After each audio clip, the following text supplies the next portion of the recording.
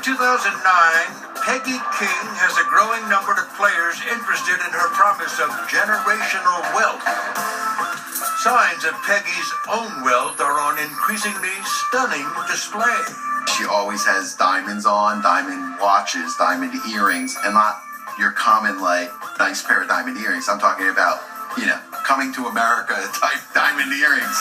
She had a 5-bedroom waterfront mansion in Fort Lauderdale, marble floors with an elevator. She had a fleet of cars, multiple Mercedes-Benzes, a Maserati, a Bentley, a Rolls-Royce Ghost, a Porsche, completely over the top. Inside, her home office is decked out with sports memorabilia, including autographed helmets and signed jerseys. When Peggy offers to make Chantel Cohen her assistant, Chantel jumps at the chance. I wanted to be like Peggy. So she said, well, come work for me and I'll show you the ropes. I thought she was someone that was like my big sister. And while Peggy is still promising to build generational wealth for her clients, Chantel Cohen doesn't remember much discussion of trades or investments. It was more of running errands type things, going to the mall with her, little things that did not help solidify what I was really trying to do in the sports management world. So once I didn't get paid, I was like, yeah, no, I'm good. And although Peggy appears to be extremely successful, people associated with the sports world are beginning to question her motives. For one, her insistence that she never charges her clients a fee.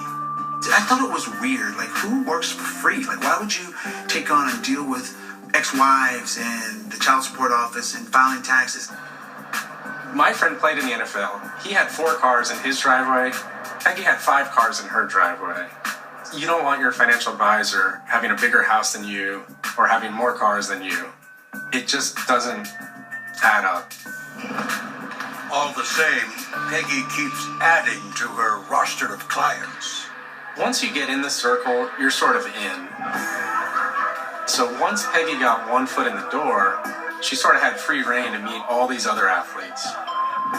During this time, Dennis Rodman splits ways with the California accounting firm that handled his affairs and relocates to Miami. A friend introduces him to Peggy. From there, Dennis and Peggy became the best of friends. If you think about it, most people who can make it to the professional leagues have been catered to from the time they're about 13 years old. So in order for them to continue to progress in their athletic career, they have to rely on a lot of other people to help them. Dennis was one of the guys who needed the most protection out of anyone. Dennis was going through serious personal issues. He admits himself he had a serious drinking problem, and he needed somebody to protect him. All the same, at 47 years old, the NBA legend still carries an incredible earning power. He's one of the most recognizable people in the world. Can we open up this side, please? Stand here. Even to this day, he makes upwards of $1 million a year. He hasn't played basketball in almost 20 years. It was a very symbiotic relationship. Dennis was relying on her, I think, for emotional support, and I think also for some support in terms of his life organization, and she was relying on him to afford her very expensive lifestyle. Peggy puts Dennis on a monthly allowance and creates 2 joint business accounts, Star Rod LLC and the Dennis Rodman Group. In the ensuing years, Peggy provides a grounding influence on Rodman's unconventional lifestyle. They were very, very, very close. And I think that Peggy knew and understood things that would really appeal to Dennis. Just being almost like that motherly figure and someone who's going to look out for his best interest. And the thing is like Dennis is a smart guy, right? I think that him taking the reins of his own investments, he could have done it. I just think that he became very comfortable with Peggy doing it for him. In August of 2011, Dennis Rodman is inducted into the Naismith Hall of Fame in Springfield, Massachusetts. Peggy's arrival at the Springfield Marriott for the ceremony resembles visiting royalty. I remember pulling up and Peggy was just arriving. And then there was two hotel carts full of LV bags. First of all, Springfield doesn't see that. Springfield is a very small town, and our claim to fame is the Basketball Hall of Fame. To see someone roll up with, two carts of LV bags, full length fur coat, all white, high heels, gigantic diamonds, it was something that you would see in like a movie.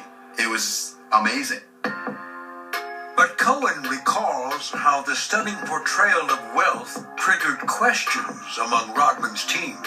Even for me, who I'm a little jaded from living in South Florida, seeing it every day, I thought that was over the top. But Peggy's built a winning strategy by convincing clients that she loves them like family.